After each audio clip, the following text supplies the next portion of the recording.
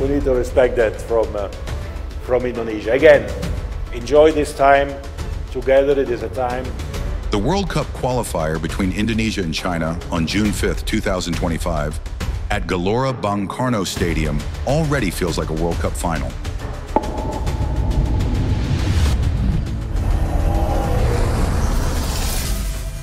Pernahkah kalian merasakan ada sesuatu yang berbeda dari tim nasional Indonesia akhir-akhir ini?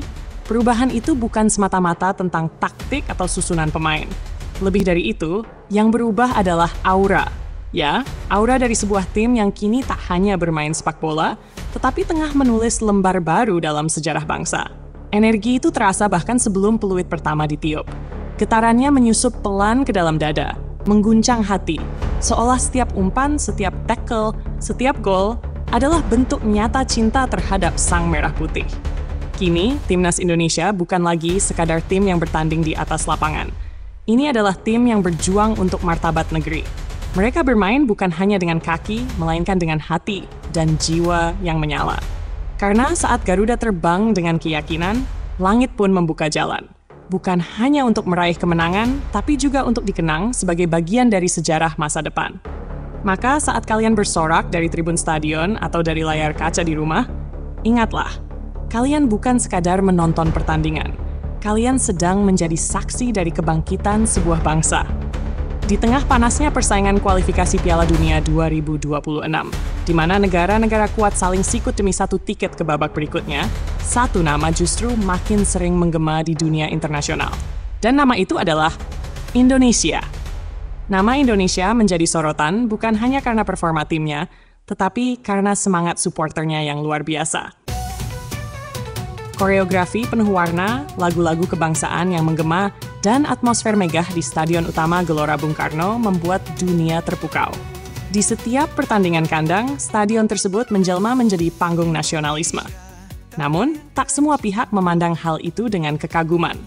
Pelatih timnas Tiongkok, Branko Ivankovic, dalam sebuah pernyataan menyebut bahwa Stadion Utama Gelora Bung Karno di Jakarta tidak istimewa. Indonesia, East Asia football last 5 years, maybe not, but in the last 5 years it's going up.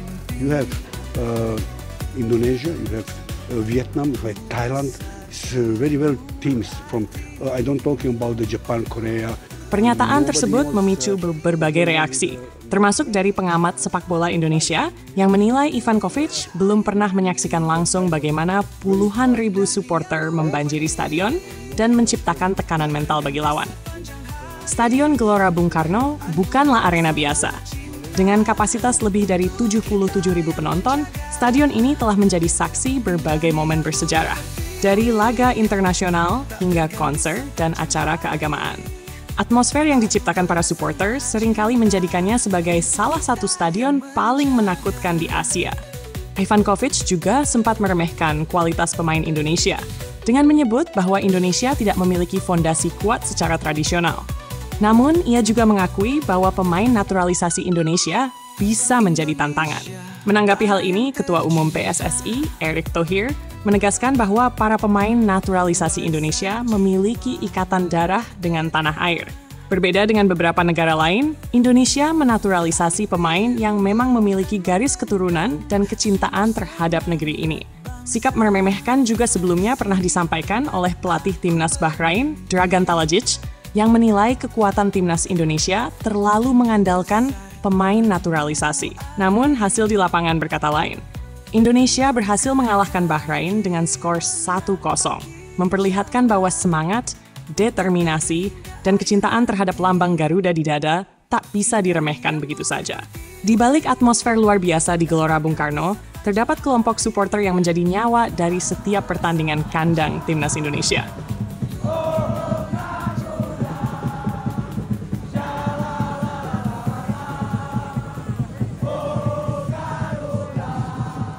La Grande Indonesia, dikenal lewat koreografi megah dan semangat membara, LGI selalu hadir, memberi energi pada para pemain.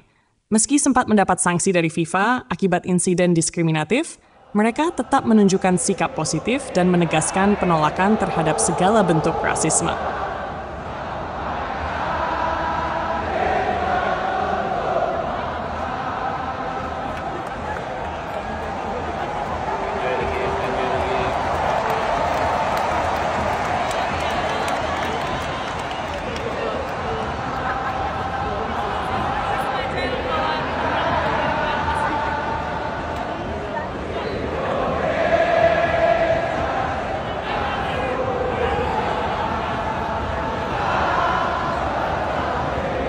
Menjelang laga krusial melawan Tiongkok pada tanggal 5 Juni 2025 di Gelora Bung Karno, LGI tengah mempersiapkan tifo spektakuler yang lebih meriah dari sebelumnya.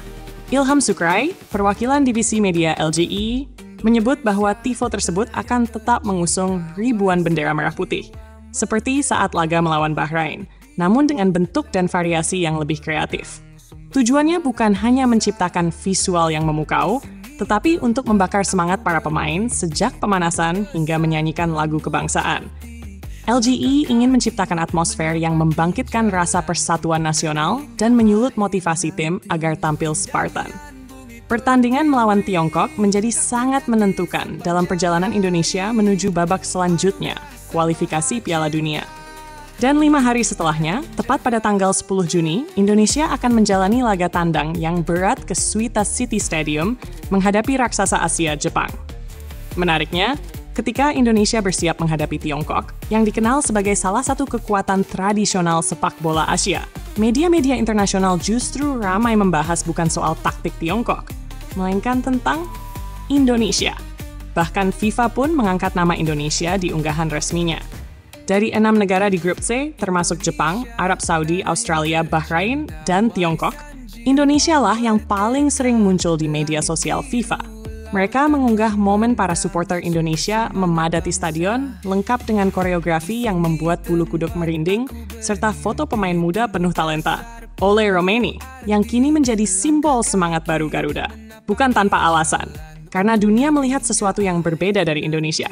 Mereka melihat gairah, mereka melihat perjuangan, mereka melihat harapan. Bangunlah Garuda, sudahi tidurmu.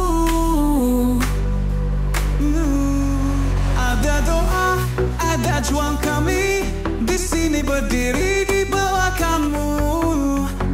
Bangunlah Garuda, sudahi tidurmu, gepatkan sayapmu, untuk terdampingi dan buktikan. Kali ini untuk Indonesia.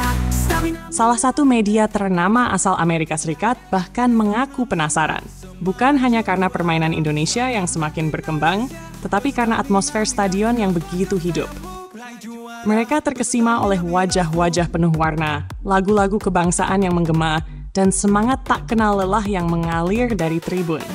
Bagaimana mungkin sebuah pertandingan kualifikasi terasa seperti final Piala Dunia? Itulah pertanyaan mereka.